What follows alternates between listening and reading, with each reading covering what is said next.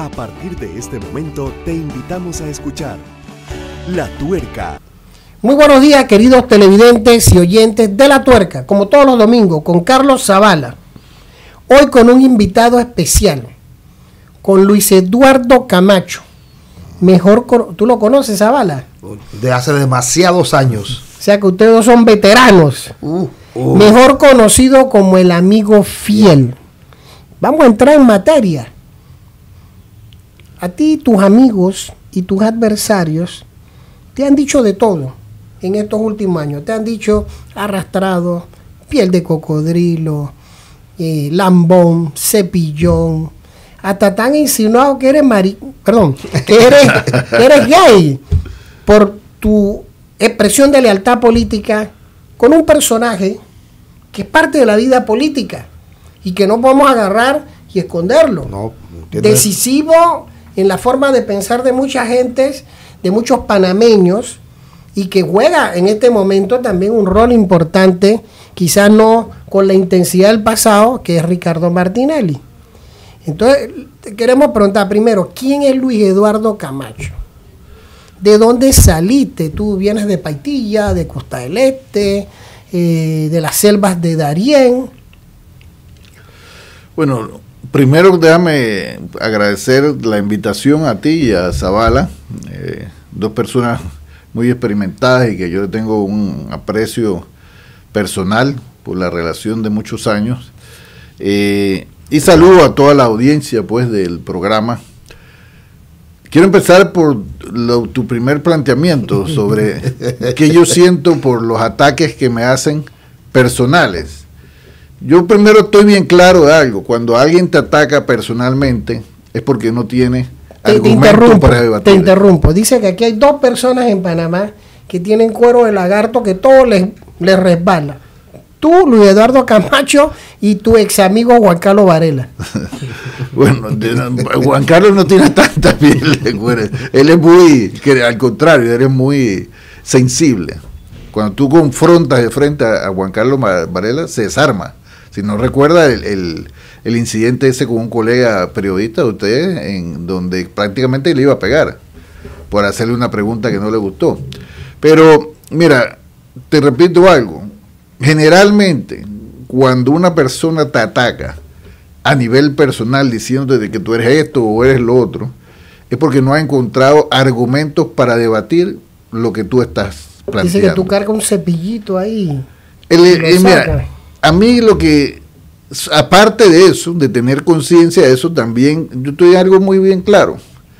A mí me preocuparía que me dijeran traidor, que me dijeran cobarde, que me dijeran desleal, eso sí me sentiría. Pero que me digan amigo, que me quieran esa cinto de amistad ponerlo a otro nivel, eso no me preocupa. Esa es la realidad. Ahora, aclarado eso, tú dices quién es Luis Eduardo Camacho. Zavala lo sabe mejor que nadie. Zavala no lo conozco ahora, yo conozco a Zavala desde que yo tenía alrededor de 15 años.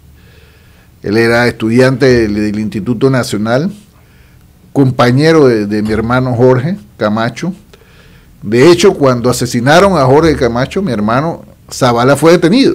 Estuvo un buen tiempo detenido. Y yo siempre he dicho que o era él o era yo. Sí, entonces, o era él o era yo. Yo fui la única persona que vi al asesino. No lo puedo reconocer porque era hora de la noche, pero yo siempre he dicho que al que le apuntaron era a mí, y Jorge salió a mi encuentro, y como él estaba más cercano, lo asesinaron a él. Sí, es que lo del asesinato de Jorge no fue casual, porque Jorge se distinguía claramente, él era blanco, pelirrojo. Esas características no son muy comunes en Panamá. O sea, y es que también hay que entender que a Jorge lo habían amenazado de muerte, porque en la dictadura militar se seguía el esquema tradicional de los militares. Primero te trataban de comprar. Cuando no te podían comprar, trataban de intimidarte con golpiza, con amenaza y todo esto. Y cuando no podían, con lo primero, con lo segundo, entonces venía lo que pasó, ¿no? La muerte. Entonces te decía que para mí lo de Carlos yo lo conozco, él llegaba como muchos estudiantes, compañeros de Jorge del instituto, llegaba a la casa de mi abuela Dioselina, nosotros vivíamos en calle 15, Santana. Yo nací, la gente a veces te ven sacado y cree que yo nací en Costa del Este, Putepetín, no, yo nací en calle 15, Santana, en la Rua Nietzsche, una casa de inquilinato que tenía como 80, 90 cuartos comunes, con baterías de baños comunitarios. Después me mudé para la casa de enfrente, que conoció Zavala, otra casa de inquilinato. O sea que yo sé que es bañarse en parrilla, yo sé que es tener problemas, quizás no de extrema pobreza, pero sí, porque nuestra familia siempre fue echado para adelante. Entonces, ahí cuando llegaban de mi abuela hacía sopa siempre, ¿sabes? La comida antes, la familia siempre hacía sopa, ¿no? Entonces cuando llegaba más gente, me decía, vete a la tienda, cubito Maggi y fideo. Y era la sopa, esa paría como eso no tiene idea. ¿Por qué? Pero todo el mundo la hallaba riquísima, ¿no?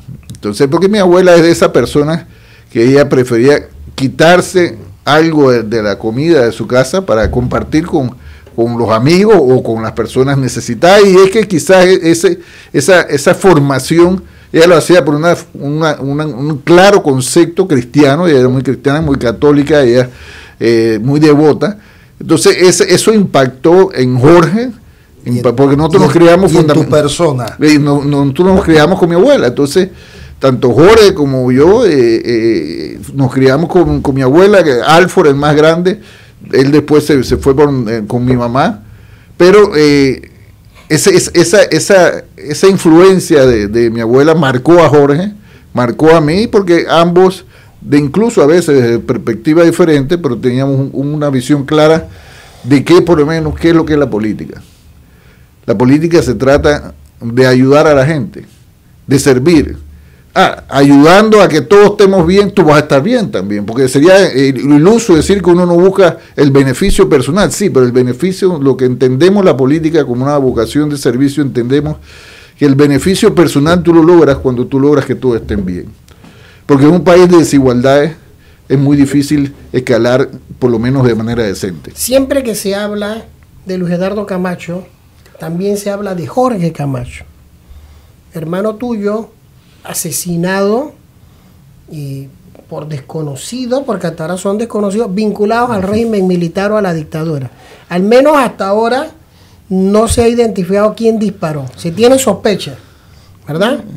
Pero como estamos tratando de recobrar la historia de este país, o sea, en este país hay que hacer una narrativa que nos diga a los panameños qué ocurrió en los últimos 30 o 40 años. Cuando muere tu hermano, ¿cómo ustedes reciben esa noticia? Inclusive sabiendo que la muerte de tu hermano vino de un sector que ha estado en el poder y está en el poder. Porque yo no veo que tú expresas odios o venganzas sobre personas que pudieron haber sido cómplices mirones? ¿Y cómo eso cambió tu vida? ¿Cómo impactó? Mira, yo recuerdo de la muerte de Jorge varias cosas, ¿no? Pero es importante aclarar que la participación política mía no nació con la muerte de Jorge, porque hay gente que cree que yo actúo porque mataron a un hermano mío. No. O sea, desde antes. Mire, yo empecé en la política en el año, si no me equivoco, 1974 aproximadamente. Yo era parte de la Federación de Estudiantes de Panamá. La Federación de Estudiantes de Panamá en ese momento era la Juventud del Partido del Pueblo. O sea que yo, sin tenerlo así tan claro... O sea, tú eras un pichón de comunista. Yo estaba empezando mis pininos en la Federación de Estudiantes de Panamá, como muchos en razón de los temas sociales, pero también en razón de eso que te generaba el ser dirigente, ¿no? Ahora, cuando yo entro a la Federación de Estudiantes de Panamá, a renglón seguido, un año después se da el 9º Congreso de la Federación de Estudiantes de Panamá, donde los militares le quitan la Juventud del Partido del Pueblo, o sea, la FED, al Partido del Pueblo. Y en ese 9º Congreso estaba Betancourt, Roberto Gómez, Lucho Gómez, lo que posteriormente fueron la dirigencia de la Federación. Le dieron con los militares el golpe a la gente del Partido del Pueblo, le quitaron la juventud, y en ese momento yo quedé como en el aire, bueno, ahora ¿para dónde cojo? ¿Para acá o para allá? y me mantuve distante de ese movimiento. Después comienza a darse las semillas de lo que iba a ser la tendencia del PRD. De ahí comienza a salir todo eso. Yo me acuerdo que nos reuníamos en secreto, con seudónimos y todo eso. Clandestinamente, a pesar de que ellos eran parte de los grupos vinculados a los militares, la Federación de Estudiantes de Panamá, porque todavía yo me mantuve en la Federación de Estudiantes de Panamá, y posteriormente, en 1975, se da la revuelta popular más grande y espontánea que yo haya recordado, en razón de un tema muy específico, el alto costo de la vida. Si ustedes recuerdan, en el 75 hubo una gran manifestación muy, muy grande, en donde le hicieron, ahí en la iglesia del Carmen, le hicieron una pinza a la universidad y desbarataron. Fue casi un viernes negro eso en ese momento. Y ahí, cuando los militares y la Federación de Estudiantes apoya a los militares en eso, la Federación de Estudiantes de Panamá, yo me distancio de ellos, porque yo decía, yo no puedo apoyarlo a ustedes si ustedes están apoyando un régimen que está reprimiendo a la gente por pedir comida barata, porque la génesis de esa gran protesta del 75 fue el alto costo de la vida. Y era protesta de grupos con mucha, porque antes, hay que decirlo, antes había mucha conciencia política, mucha realidad de por qué tú luchabas. Difícilmente tú encontrabas a un joven en una manifestación y tú le preguntabas por qué estás luchando y no te iba a decir. Sabía por qué estaba luchando, sabía por qué salía. Eso no ocurre ahora mucho, no ocurría mucho después por diversas razones, ¿no? Entonces ahí viene Luis Eduardo Camacho. Ahora, años después, en los tratados, tomé un poco más en el 77, un poco más de activismo, porque yo me opuse a los tratados, no por el Tratado del Canal, yo me opuse a los tratados porque el Tratado del Canal, que era bueno, era lo mejor que se podía lograr desde la perspectiva, eso yo coincidía con el gobierno en ese momento, pero venía amarrado de un tratado de neutralidad que tenía una cláusula que decía que Estados Unidos podía intervenir militarmente en Panamá siempre que ellos consideran que el canal está en peligro. Y para mí esa cláusula era una traición a la lucha generacional que no empezó el 11 de octubre del 68, como querían decir los miembros del PRD, una lucha generacional que empezó en 1903, con la primera firma del tratado. Entonces, por eso voté en contra de los tratados. Un año después, cuando venía Carter a Panamá, esos incidentes donde murió Jorge, fueron producto, entre otras cosas, de que Jorge, que lideraba la parte estudiantil y de los contactos con las escuelas del FER, que estaban en ese momento, el instituto hizo una manifestación ahí donde iba a ser la concentración, donde iba a estar Carter y iba a estar Torrijos, y la línea era prender la tarima. Esa era la línea.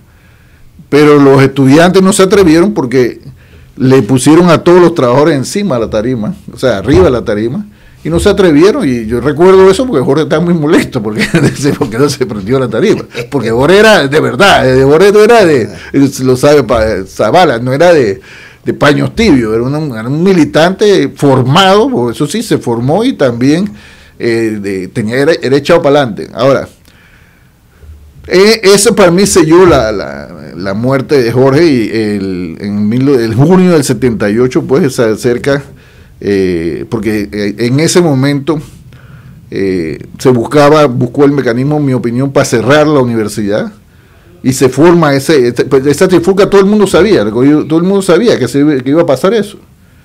Ese día fui allá a la universidad cuando me dijeron que había una balacera, pues yo sabía que iba a estar Jorge allá. Traté de entrar. Cuando entré por Humanidades en ese momento, había una balacera y lo que se oía hasta metralla. Jorge está allá, yo no voy a hacer nada muerto. Y entonces di la vuelta cuando iba por el paso elevado, caminando, el paso elevado para ir al hospital. Me encontré a una gente que decían que se habían llevado un muchacho blanquito, o sea, estaban escuchando, yo lo escuché hablando, ¿no? Sí, un muchacho blanquito, pelirrojo, con esa descripción, se lo llevaron para el hospital. Tenía heridas en la cabeza, no decían si era de bala y todo eso. Y me fui hasta el hospital, hasta la urgencia del seguro en ese momento, Y ahí, un rato después, escuché a un doctor diciendo que Jorge tenía, creo que eran 2 impactos de bala en la cabeza. Llamo a mi papá, que estaba recién operado, a unos amigos, perdón, le dije, vengan a buscarme, porque no quería decirle a mi papá eso por teléfono. Me vinieron a buscar, llegué allá, cuando llegué a mi papá, ya lo habían dicho por Guillermo Rodolfo Valdés en el programa de él en la noche, y bueno, ya mi papá sabía. Y si tú me preguntas la reacción humana en ese día, cuando yo me enteré ya que Jorge iba a morir, pues si tú me ponías el asesino por delante, a lo mejor lo mataba. Esa es la reacción humana, esa es la reacción de la carne.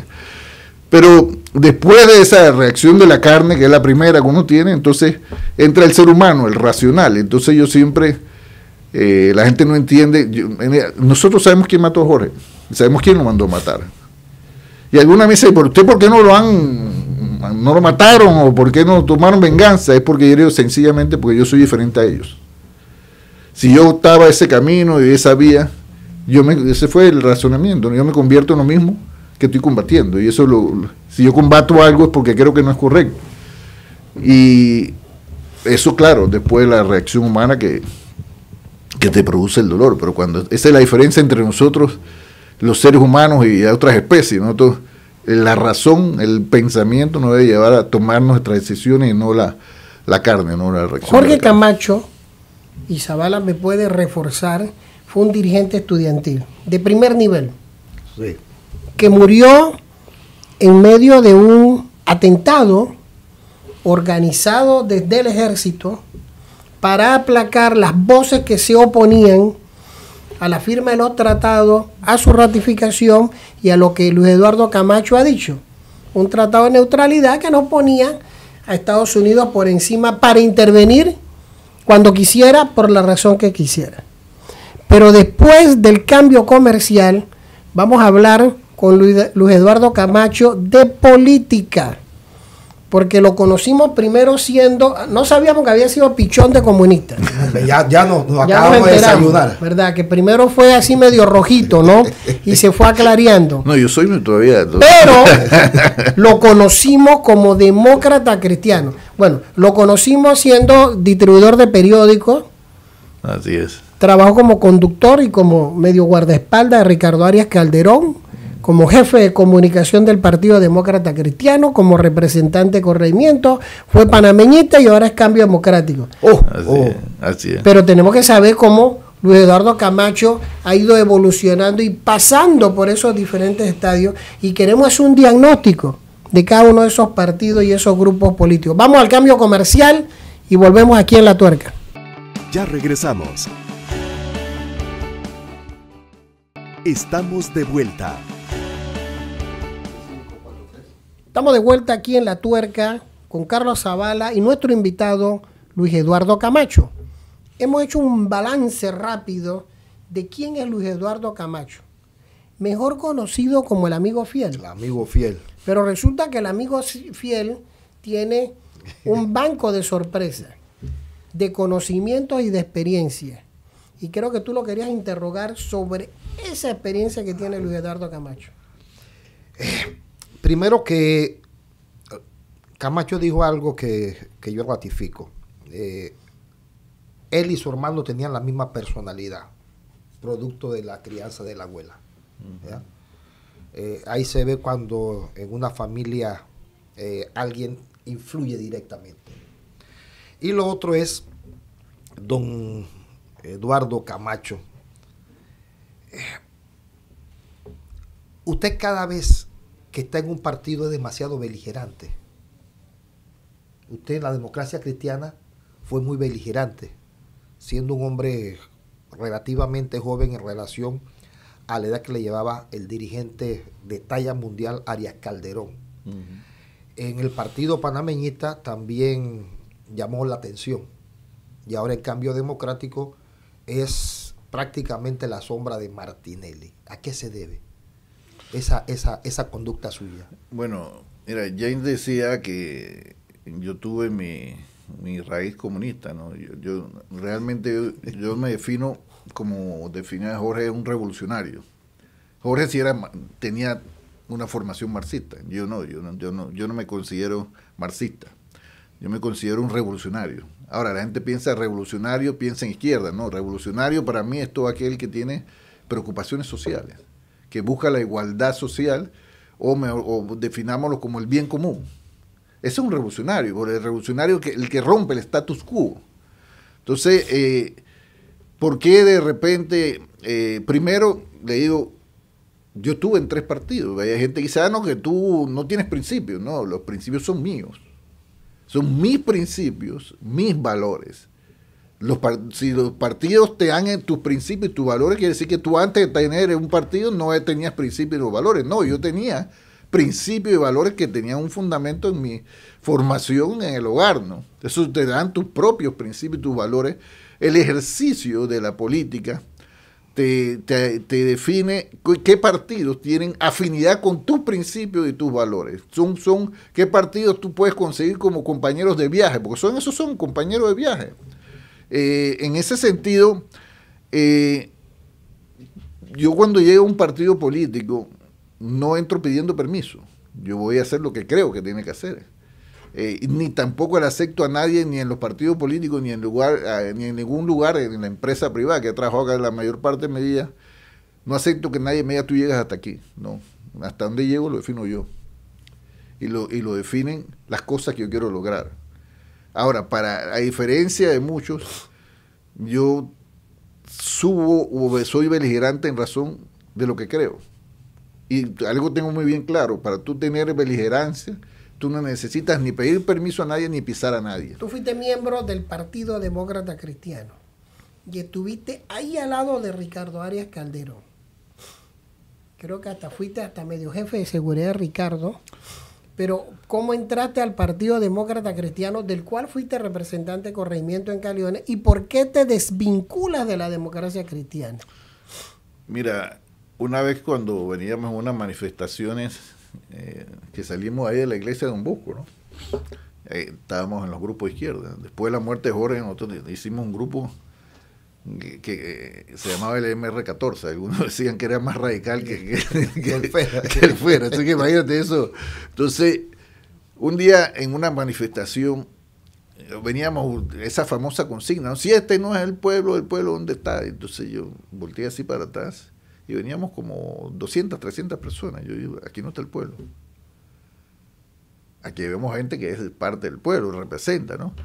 Entonces yo dije, meditando políticamente, yo digo acá, ¿dónde está la gente? La gente está en los partidos políticos. Y si tú quieres hacer transformaciones sociales, tienes que hacerlas ¿a través de qué? A través de los partidos políticos en democracia. Por eso sí, yo tengo una profunda convicción democrática. Por eso yo no puedo considerarme nunca marxista ni leninista, porque yo no soy de los que creen que porque alguien nació con plata hay que fusilarlo. O de que la única manera de hacer justicia social es quitándole o robándole lo que la gente se haya bien ganado. No, el que tiene plata bien ganada, el que Dios se la dio, San Pedro se la bendiga, como decimos, bien ganada. Pero entendiendo también que para disfrutar esa riqueza debe ser ayudar a que otros tengan mejor vida. Esa es una experiencia que debemos tener. Entonces, esa realidad, cuando decido abandonar la militancia en los grupos y la decisión era meterme en los partidos políticos, coyunturalmente yo quedé trabajando en la prensa. Empecé como tú lo mencionas, yo empecé como repartidor de periódicos en la madrugada. Después quedé cobrando, después quedé de jefe de circulación en la noche, asistente de circulación. Pues yo soy toda mi vida, porque a mí me gusta el trabajo honrado. A mí me gusta la plata como a todo el mundo, pero no me gusta la plata que da problemas. Me gusta ser honrado, ganarme mi plata honradamente. Y ahí conocí a Ricardo Arias Calderón. A mí me mandan para la prensa un determinado, me preguntan un día, Camacho, tú, Roberto Eichmann, que era el presidente de la prensa en este momento, si no me equivoco, que estaba autoexilado en Miami, va a venir a Panamá. Él tiene amenazas de muerte y todo esto, y nosotros queremos que tú te atreves a ser el acompañante, el escolta a él, pues, esa cuestión. Y yo, dale, pues. Y me mandaron a Miami a coger un curso con otra persona. Estamos hablando de 1900. Eso fue en el 85, 87, por ahí más o menos. me mandan a ese curso de protección de personas con unos exagentes del Servicio Secreto de Estados Unidos. Fue un curso muy rápido, no muy básico, pero que también cuando tú quieres aprender, aprende rápido también, ¿no? Entonces, ahí, cuando cierran la prensa, Roberto Ayman no quiso entrar, no se atrevió a entrar, porque él dice que tenía amenaza de muerte, pues le respeto eso. Entonces cierran la prensa, y yo con un amigo que ahora anda medio molesto conmigo, pero para mí sigue siendo mi amigo, Edwin Cabrera, que era de la Democracia Cristiana, el secretario de Comunicación de la Democracia Cristiana, le dice a Ricardo, oye, aquí tenemos a Camacho, que porque Ricardo Arias Calderón también era una de las figuras que los militares le tenían, como decimos, la mira puesta.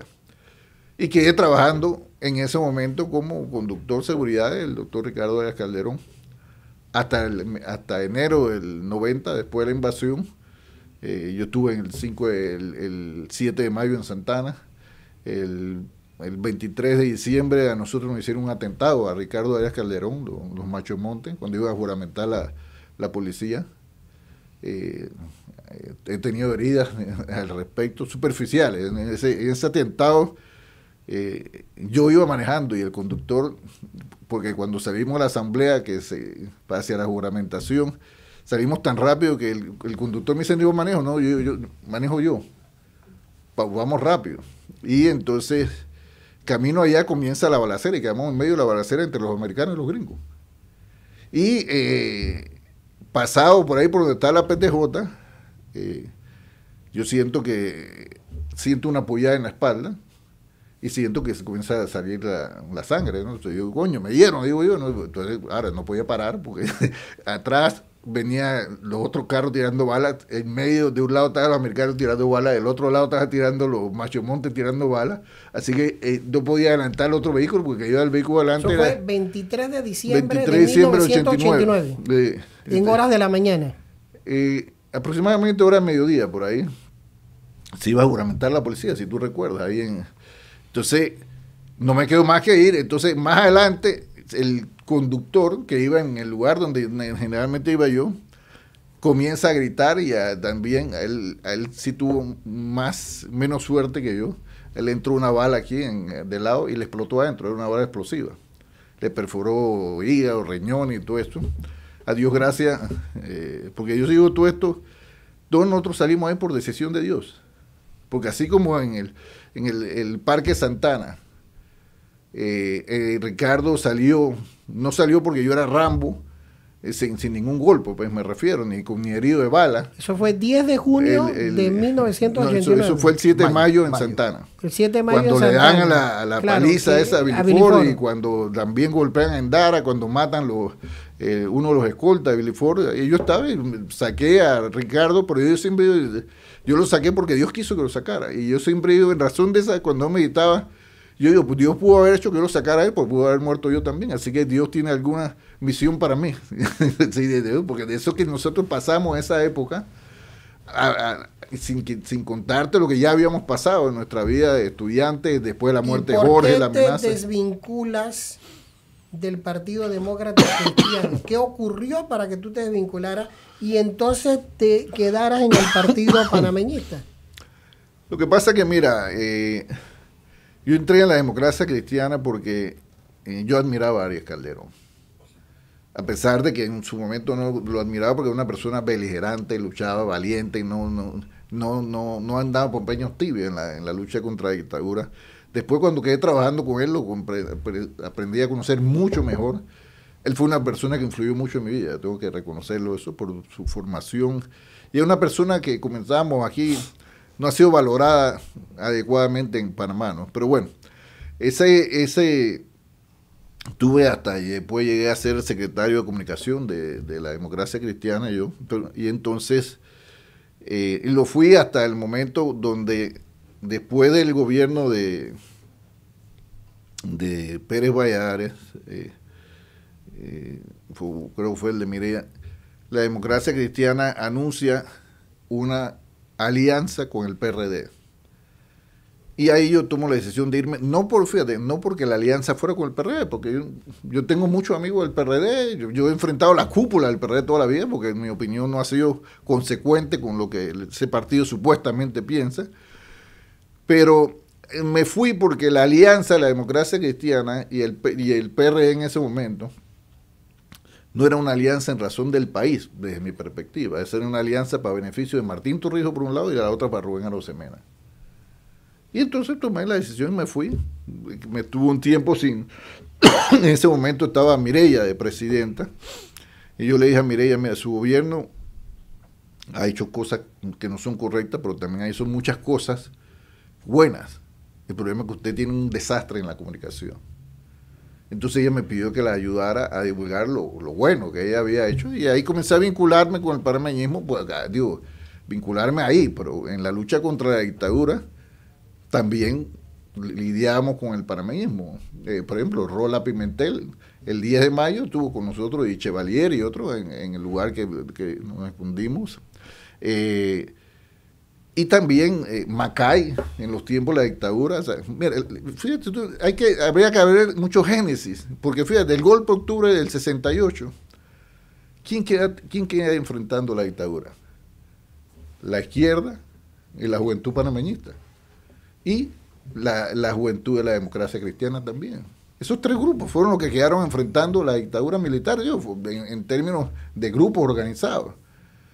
La izquierda, y que fíjate, izquierda con panameñismo y democracia cristiana, pero tenía un denominador común: estaban en contra del golpe militar y estaban en contra de la violencia también, la represión que generó el golpe del 68. ¿Y por qué te vas del partido panameñista?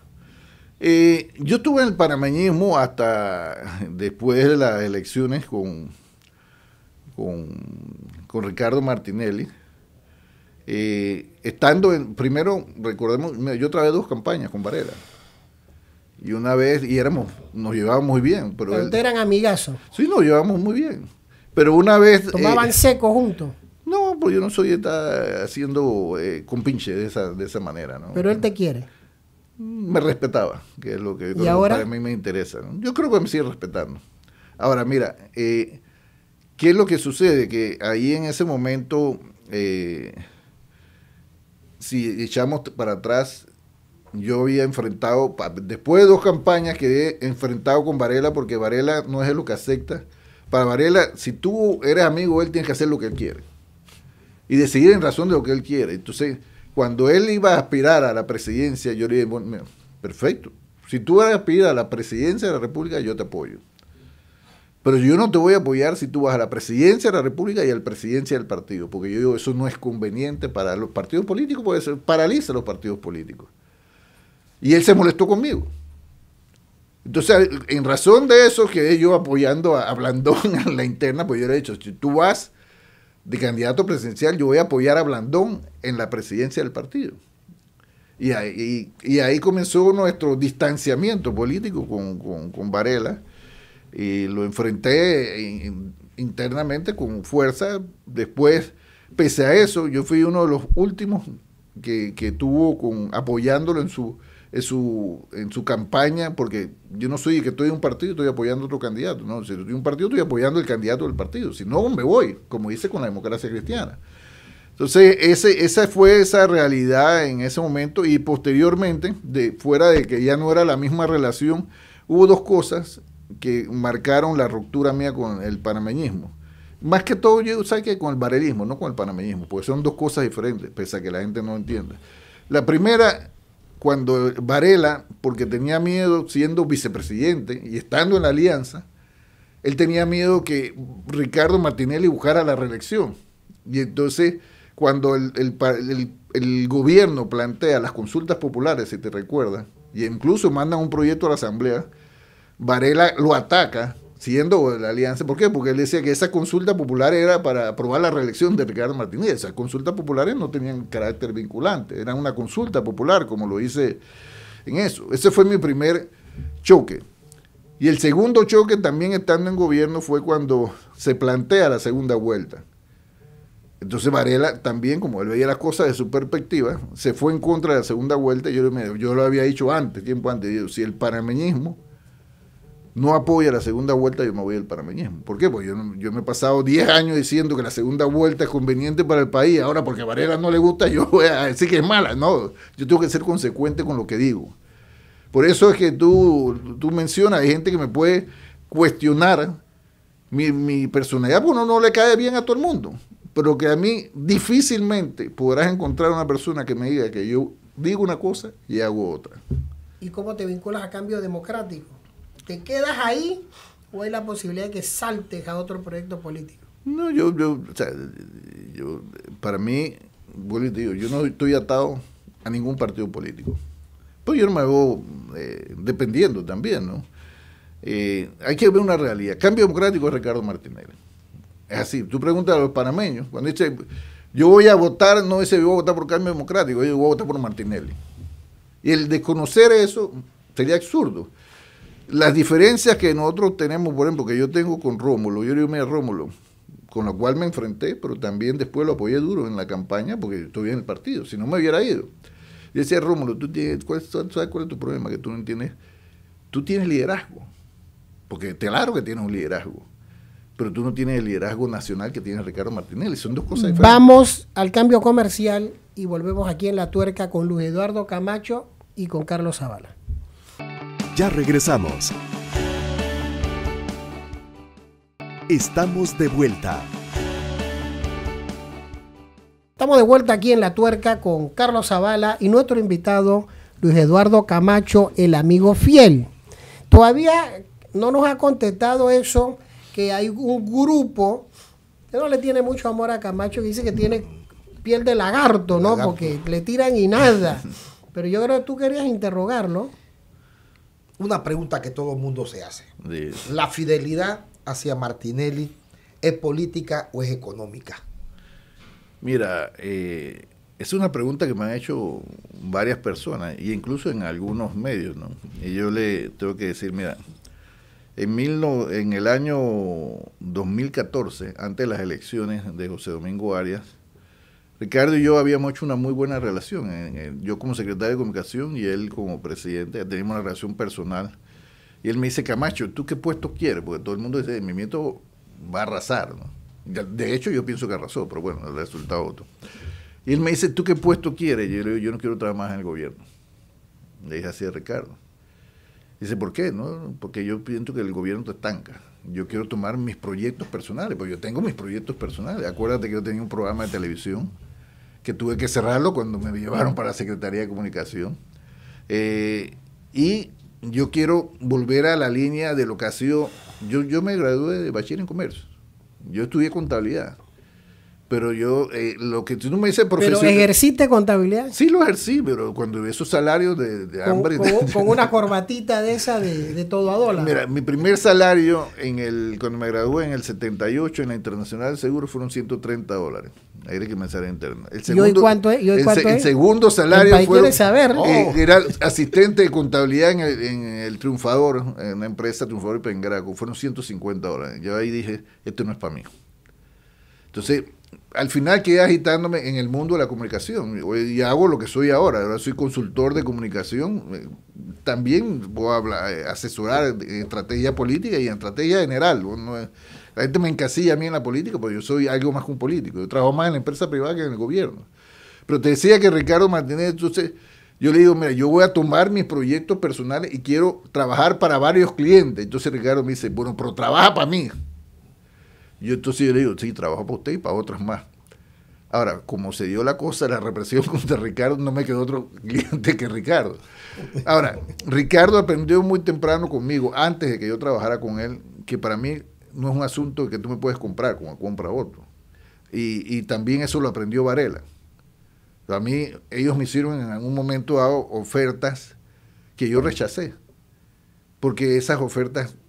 Sería largo explicar ahora y las rechacé porque iban en contra de mis posiciones políticas personales, por las circunstancias del momento, y yo las rechacé. Y Ricardo, por eso digo que yo soy amigo de Ricardo.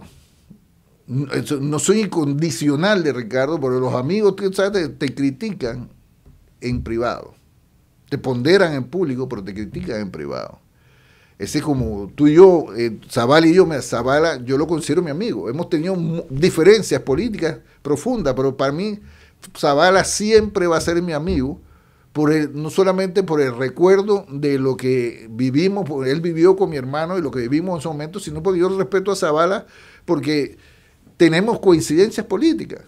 La expresamos de manera diferente en determinado momento, pero nos respetamos.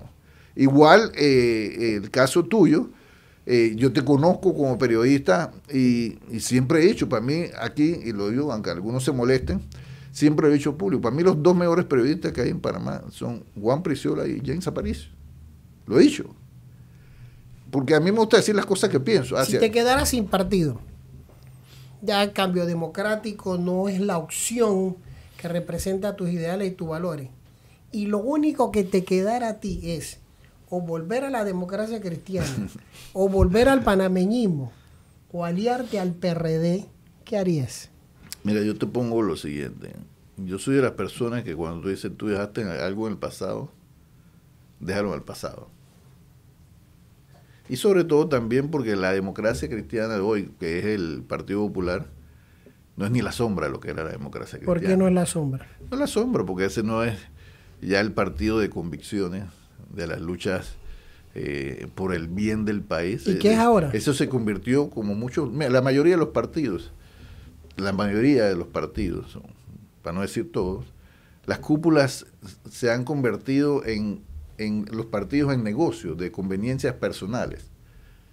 No entienden que lo que te quiero decir, que la cúpula del partido debe buscar llevar al partido a los mejores intereses del país, no a los mejores. Y eso empezó a profundizarse cuando equivocadamente, y lo advertí, en los partidos comenzaron a llenar las dirigencias de diputados o de legisladores, como decía en su momento. Es la realidad política, la asamblea negocian todos los días. Una cosa es que negocien en la asamblea, pero que tú negocies las posiciones del partido en razón de eso, ahí está el problema. Y ahí comenzó la decadencia, y esa decadencia la vivió la democracia cristiana, esa decadencia la vivió el panameñismo, esa decadencia la vivió el PRD, y también le pasó a Cambio Democrático.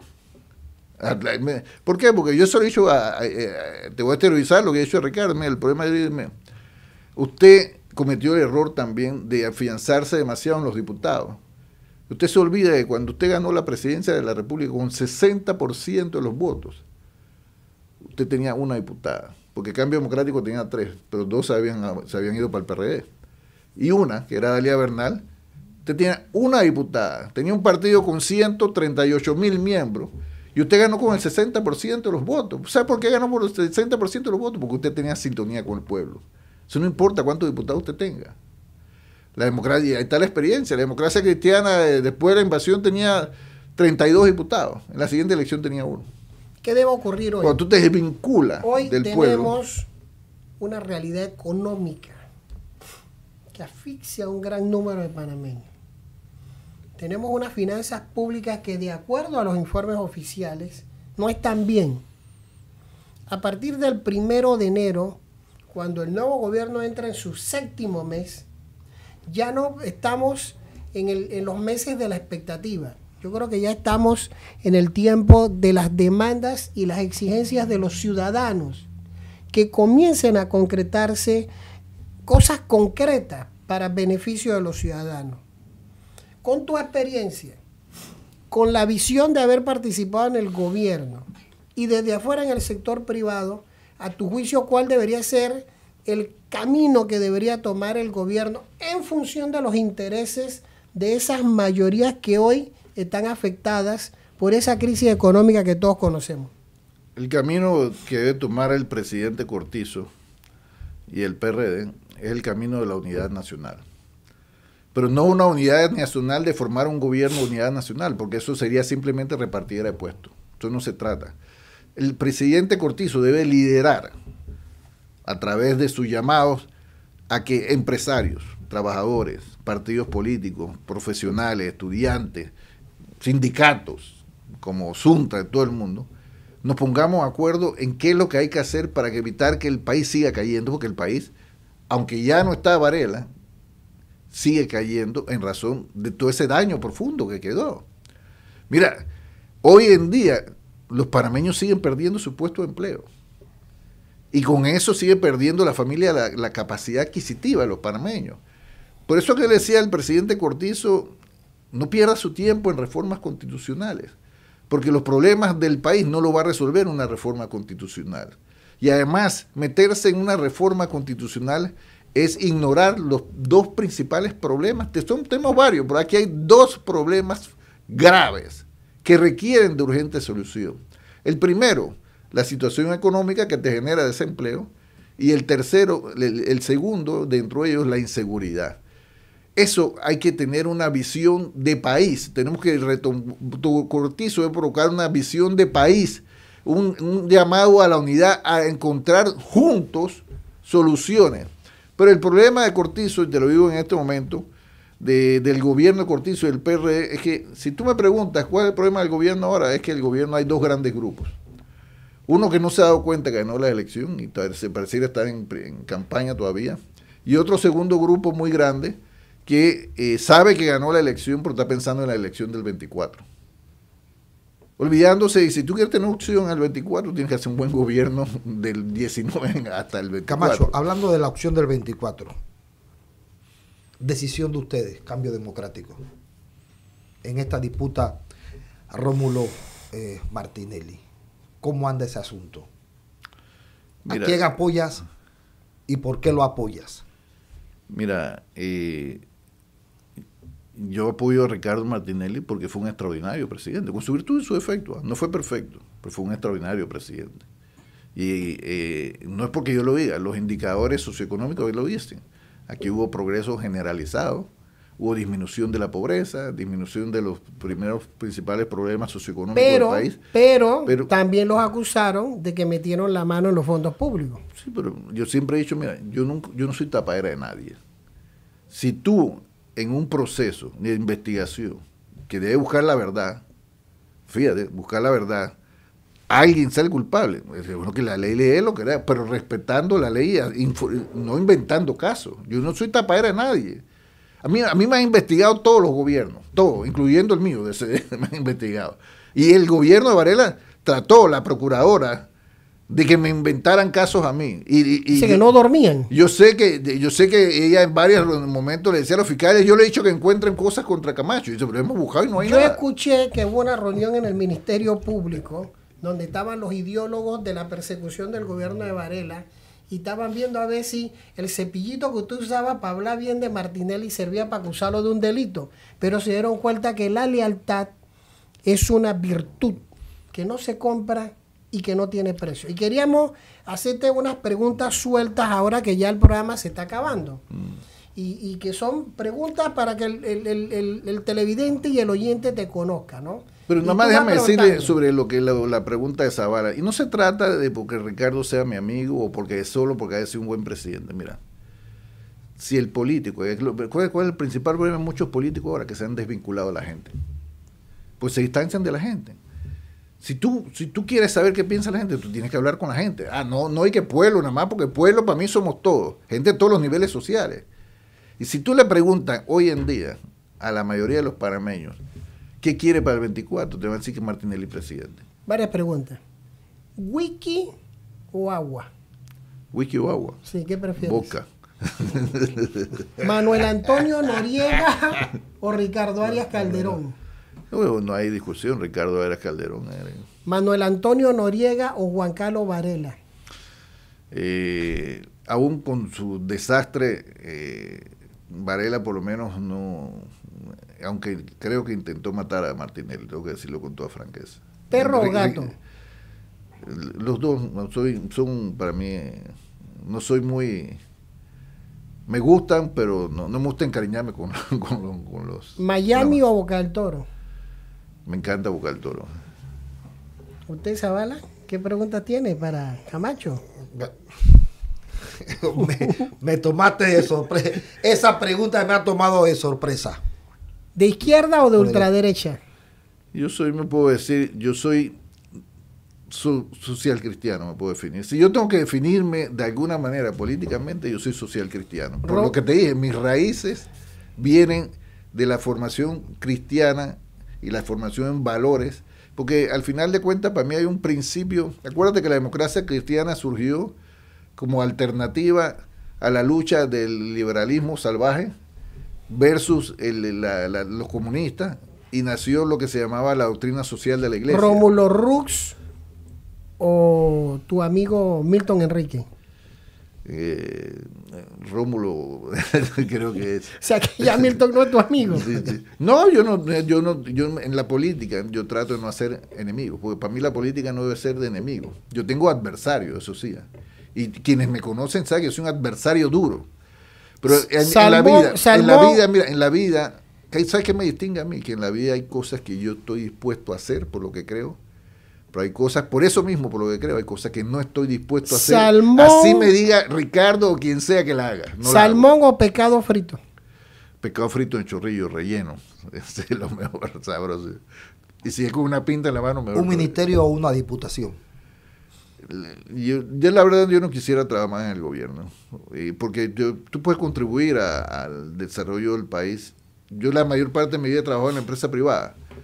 Yo quería ir a la asamblea, ¿tú sabes por qué? Porque la asamblea, en mi opinión, necesita voces que peleen en razón de que encaucen al gobierno desde la asamblea hacia los temas que preocupan a los panameños y hacia las soluciones de los problemas. ¿Cuántos hijos conocidos y cuántos hijos por conocer? Yo tengo, todos mis hijos son primer matrimonio, tuve 3, en este matrimonio tengo 2. ¿No tenías televisión? No, tú sabes, nosotros, acá la familia del sector popular generalmente tiende a ser grande. Camacho tiene un hijo que también es reconocido por su talante y profesionalismo, con el mismo nombre, que es abogado, muy serio, muy recto. Fue perseguido. Claro. Iba a ser el primer detenido de la persecución de Varela, e inventaron un caso que no tenía nada que ver. Porque si tú recuerdas cuando salió ese famoso caso, había 2 personas que mencionaban de que como supuesto responsable, que también era una locura, porque ahí realmente no había nada de eso, pero de repente quedó mi hijo en el proceso. ¿Y por qué? Yo creo que era que dicen, bueno, vamos a procesar al hijo para ver si así se cae el papá, ¿no? Yo siempre hizo, ahí se equivoca. Si a ti te dijeran que en el año 2029 Juan Carlos Varela va a gobernar este país, ¿tú querías? Estaría pensando en comprar un boleto de avión. ¿No te quedarías a luchar? Mira, yo te digo decir algo. Antes tú me decías si Varela o Noriega. Mira, el peor pecado de Varela es que ha hecho que muchos panameños ya no vean la dictadura tan mala. Porque Varela destruyó este país. Lo destruyó en 2 cosas fundamentales. En este país nosotros podíamos hablar con mucho entre rivales políticos. Varela comenzó a fomentar el odio. Y ese odio y esa división ha ido penetrando en los hogares panameños, y por eso tuvimos mucha violencia.